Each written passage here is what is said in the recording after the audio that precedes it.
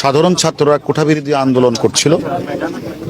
এই কোঠা বিরোধী আন্দোলনকে ঘিরে আপনারা জানেন হাইকোর্টের রায়ের আলোকে আবার সুপ্রিম কোর্ট আগের রায়টাকে অকার্য করে তারা 4 সপ্তাহের একটা স্থিতিশীল দিয়েছে এবং সাধারণ ছাত্রদেরকে ক্লাসে যাওয়ার জন্য মহামান্য সুপ্রিম কোর্ট নির্দেশনা প্রদান করেছেন। কিন্তু আমরা দেখলাম এর কয়েকদিন পরেই মহামান্য সুপ্রিম কোর্টের নির্দেশনাকে অপেক্ষা করে একটি গ্রুপ তারা বিভিন্ন জায়গায় বসে তারা এক সরকার বিরোধী স্লোগান দিচ্ছে, অন্যদিকে তারা গাড়িতে আগুন লাগাচ্ছে, রেল লাইনের স্লিপার তুলে ফেলছে, মেট্রো রেল বন্ধ করে দিয়েছে। আমরা যারা গোয়েন্দায় চাকরি করি আমরা কিন্তু নিবিড় পর্যবেক্ষণ করছিলাম যে এই আন্দোলনটাকে কোঠা বিরোধী আন্দোলনটাকে অন্যদিকে ধাবিত করার জন্য একটি চক্র, একটা গ্রুপ তারা বিভিন্ন সময় অর্থ দিয়ে, কেউ পানি দিয়ে, কেউ লাঠি দিয়ে, কেউ অস্ত্র সরবরাহ করে তারা এটাকে এই পরিস্থিতি থেকে ঘোলাটে করার জন্য তারা চেষ্টা চালাচ্ছে। যার ধারাবাহিকতা আজকেও আপনারা লক্ষ্য করেছেন প্রেস ক্লাবের সামনেও গাড়িতে আগুন লাগানো হয়েছে। তারা বিভিন্ন জায়গায় ককটেল নিক্ষেপ করেছে। আজকেও পল্টনে অনেকগুলি ককটেল বিস্ফোরণ আপনারা নিজেরাও খেয়াল করেছেন।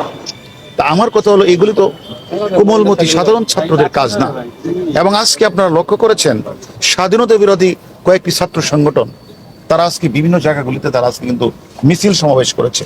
তাহলে এখানে কোঠা বিরোধী আন্দোলন চলছে, মহামান্য হাইকোর্ট একটা নির্দেশনা প্রদান করেছে 7 তারিখ তার রায় হবে, সেখানে এটাকে অপেক্ষা করে কে বা কারা এটাকে মানে ভিন্ন খাতে প্রবাহিত করার যে একটা অপচেষ্টা, তার ধারাবাহিকতা আজকে আমরা এই অফিসে এসেছি। এখানে এসে আপনারা নিজেরা দেখেছেন প্রায় 100-র উপরে আমরা ককটেল পেয়েছি, সেখানে পেট্রোল 5-6 বোতল পেট্রোল আমরা পেয়েছি, তারপরে 500 লাঠিসোঁটা 2-3টা রুমে ছিল, 500 লাঠিসোঁটা ছিল, 60টা দেশি বিদেশি অস্ত্র ছিল। এবং আমরা মানে ছাত্রদল এবং তার অঙ্গ সংগঠনের আমরা প্রায় 7 জনকে আমরা গ্রেপ্তার করছি। এর মধ্যে একজন হলো তারা অনেকে দৌড়ে পালিয়ে গেছে, তার মধ্যে একজন ছাত্রদলের সাবেক সভাপতি শ্রাবণও রয়েছে।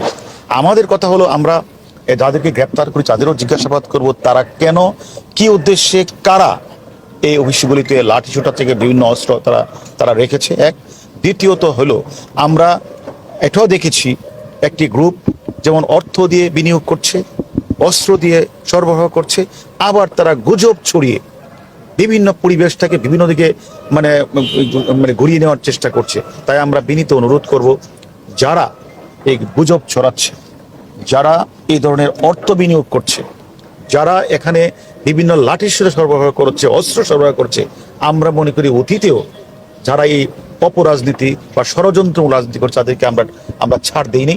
আমরা মনে করি এই আন্দোলনকে, কোঠা বিরোধী আন্দোলনকে ঘিরে যারা এই অপরাজনীতি, যারা ষড়যন্ত্রকারী, যারা এই কাজটি করেছেন, আমরা মনে করি তাদের সকলের নাম আমরা পেয়েছি, তাতে আমরা শীঘ্রই গ্রেপ্তার করব। তার মানে আপনার বক্তব্যে এটাই স্পষ্ট যে এই আন্দোলনে এই আন্দোলনকে ইস্যু করে বা পুঁজি করে সরকার বিরোধী আন্দোলনের দিকে যাচ্ছে কি? এটা তো আপনারা লক্ষ্য করেছেন আজকে কয়েকটি অঙ্গ সংগঠন যাদের নাম আপনারা বললেন তারা কিন্তু আজকে বিভিন্ন জায়গাগুলিতে তারা কিন্তু মিছিল মিটিং করেছে এবং প্রেস ক্লাবের সামনে আগুন লাগিয়েছে। সেটা কি কোমলমতি ছাত্ররা এসেছে? এখানে কিছু অপরাজনীতি করার জন্য, কিছু মানুষ যারা রাজনীতিকে ভিন্ন খাতে নেওয়ার জন্য তারা এই কোমলমতি ছাত্রদেরকে ব্যবহার করে তারা এই বাংলাদেশের বিভিন্ন স্কুল প্রতিষ্ঠানগুলিতে তারা ভাঙচুর চালাচ্ছে, অগ্নিসংযোগ করছে, রেলের স্লিপার তুলে দিচ্ছে, মেট্রো রেল বন্ধ করে দিচ্ছে। এগুলি আসলে আমাদের গোয়েন্দা তৎপরতা ছিল বলে আমরা সেই খোঁজখবরগুলি রাখছি এবং আমরা সকলের নাম্বার পেয়েছি যারা গুজব ছড়াবে, যারা অর্থ বিনিয়োগ করে যারা আন্দোলনকে ভিন্ন খাতে ধাবিত করার চেষ্টা করবে, যারা লাঠি অস্ত্র সরবরাহ করে, প্রত্যেকেরই নাম্বার পেয়েছে। আমরা মনে করি আমাদের ডিবির চৌকস টিম এবং ঢাকা মেট্রোপলিটন অন্যান্য টিম তারা বিভিন্ন জায়গাগুলোতে কাজ করছে এবং আমরা মনে করি তাদের শীঘ্রই আমরা গ্রেপ্তার করব। অর্থ বিনিয়োগ করছে কারা? ওটা আমরা তদন্ত করছি। আমাদের কাছে খবর, এটা আমরা এখনই তদন্তের সাথে বলবো না, আমরা তাদেরকে শীঘ্রই গ্রেপ্তার করব। আমরা শুনছিলাম যে লন্ডন থেকে একজন নেতা তিনি আমরা সবকিছু তদন্তের আওতায় নিয়ে আসবো।